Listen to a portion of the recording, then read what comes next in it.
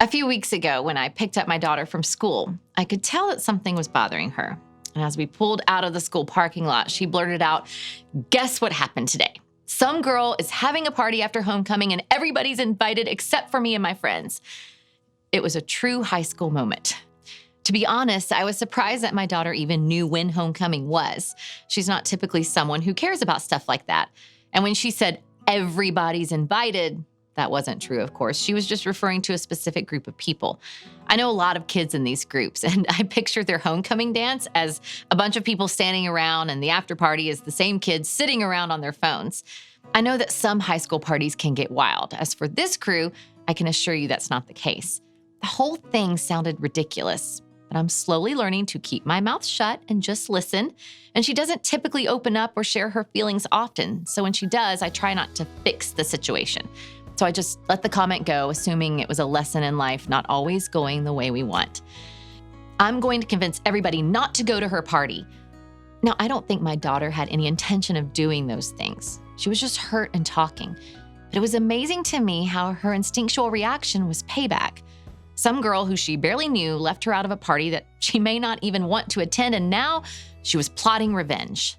Now, my daughter doesn't have the courage to pull off any of that. She was just hurt and talking. But it was amazing to me how her instinctual reaction was payback.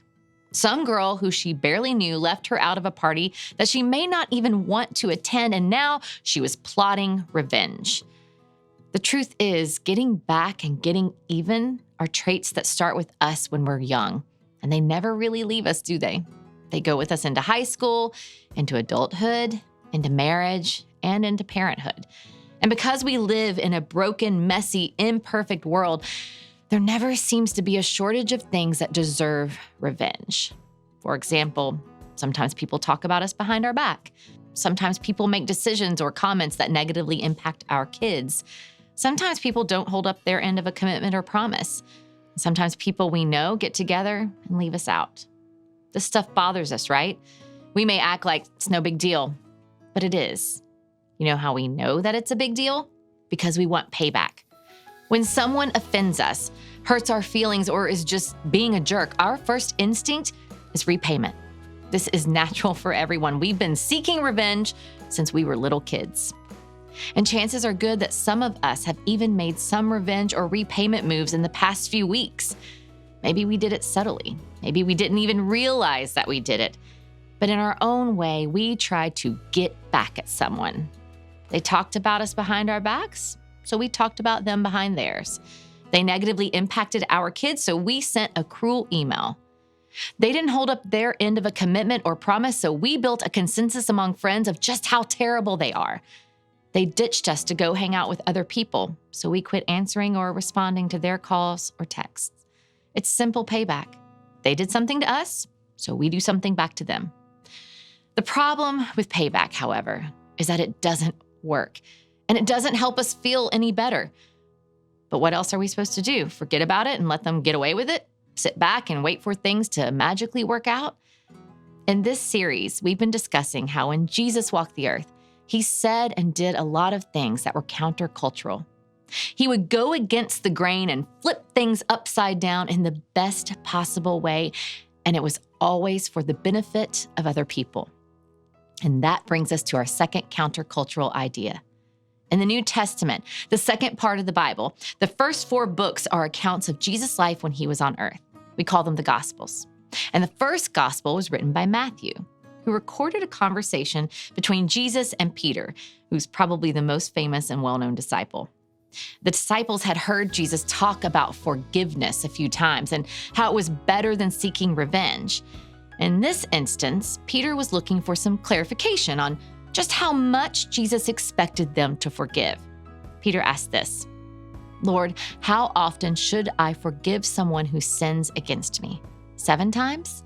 If I were to tell my kids, you need to eat your broccoli, the first thing they do is whine and complain. The second thing they do is ask, how much do I have to eat? Why do they ask this question? Because they don't want to eat their broccoli. In the same way, Peter was asking, how much forgiveness do I have to extend to someone? Because here's what Peter understood. Forgiveness is difficult. It's like a kid eating broccoli. It's not easy and they don't want to do it. At that time in history, Jewish law said that you had to forgive someone at least 3 times. That feels like a lot, especially when someone has really hurt or bothered you. So Peter probably thought that he was going above and beyond by asking this question and suggesting a shocking 7 times. By this point, I'm sure that everyone standing around leaned in to hear Jesus' response. They were probably wondering the same thing. And Jesus said this. "No, not 7 times," Jesus replied, "but 70 times 7. Jesus was using hyperbole here. He offered up a number so outrageous, the point was clear. Forgiveness doesn't have a limit.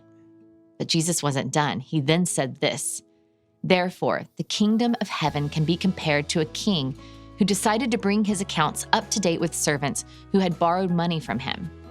In the process, one of his debtors was brought in who owed him millions of dollars. He couldn't pay, so his master ordered that he be sold, along with his wife, his children, and everything he owned to pay the debt. The man owed the king a lot of gold. We don't know exactly how much because the numbers that are talked about are the largest ones that existed at that time. It would be like us saying that the debtor had borrowed somewhere in the billions of dollars. Whatever millions meant here, it was a lot. And the king was so determined to collect his money that he was willing to sell the man's wife and kids. It was extreme, but selling people to pay their debts was the kind of repayment that this culture was used to. Jesus continued. But the man fell down before his master and begged him, "Please be patient with me and I will pay it all." Then his master was filled with pity for him, and he released him and forgave his debt. In terror, the servant begged and swore he'd pay back everything. But there was no way he could ever pay back the king. They both knew that he could work for the rest of his life and never even put a dent in his debt. So the king did something that no one expected. He canceled the debt. He let it go and set the man free. Great story, right? Jesus wasn't done. But when the man left the king, he went to a fellow servant who owed him a few $1,000s. He grabbed him by the throat and demanded instant payment. Wow, this guy had some serious short-term memory loss. A few $1,000s was comparatively a fraction of what he had owed to the king. It would be like if you owed your friend $70,000 and he said, "Don't worry about paying me back, you're good." Then you chased down a friend who owed you $700, called the cops and pressed charges. It would be like if you told a blatant lie about one of your closest friends and this lie got her fired from her job. Not only that, but her public reputation was smeared. You felt terrible, begged for forgiveness, and she actually forgave you. But then you turned around and cut off another friend because she didn't answer your last call or respond to your last text message. It sounds ridiculous, right? I think that was Jesus' point. He continued. His fellow servant fell down before him and begged for a little more time. "Be patient with me and I will pay it," he pleaded. But his creditor wouldn't wait. He had the man arrested and put in prison until the debt could be paid in full. When some of the other servants saw this, they were very upset. They went to the king and told him everything that had happened. Then the king called in the man he had forgiven and said, "You evil servant, I forgave you that tremendous debt because you pleaded with me. Shouldn't you have mercy on your fellow servant, just as I had mercy on you?" Then the angry king sent the man to prison to be tortured until he had paid his entire debt. At this point, Peter probably regretted asking the simple question, "How many times should I forgive?" Jesus started by saying 490 times, then he ended with this story. But notice the phrase Jesus used to start the story. The kingdom of heaven can be compared to. In other words, God's relationship with his people is like what? It's like a king who cancels a debt of billions of dollars that someone would never be able to pay back.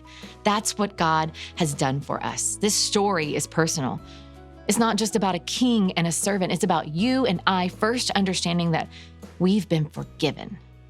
When we add up every lie we've told, every bad thought we've had, every time we treated God like he didn't matter, every hurtful thing we've done or said to our spouse, our kids, our friends, every single sin ever. We owe God way more than billions of dollars.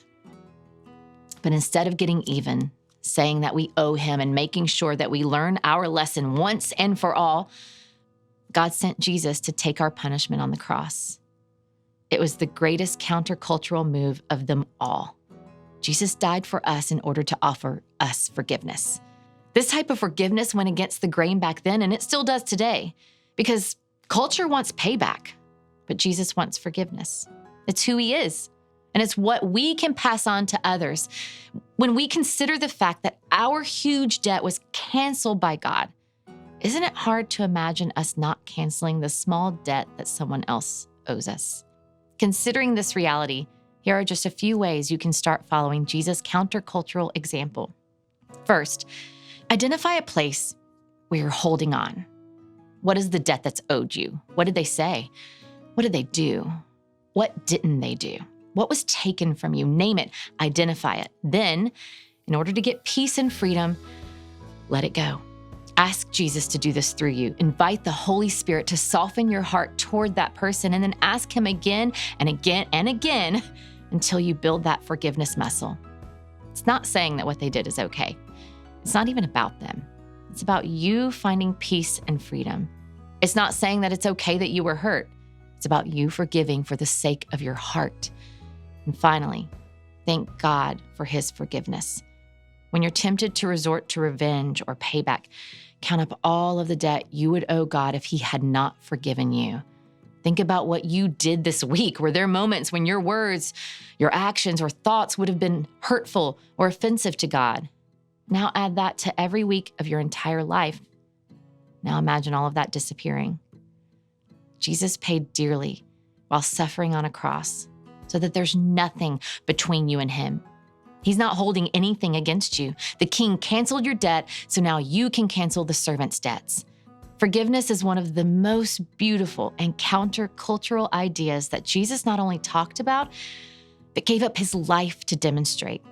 Culture wants payback, but Jesus wants forgiveness, and he has the incredible power to forgive through us.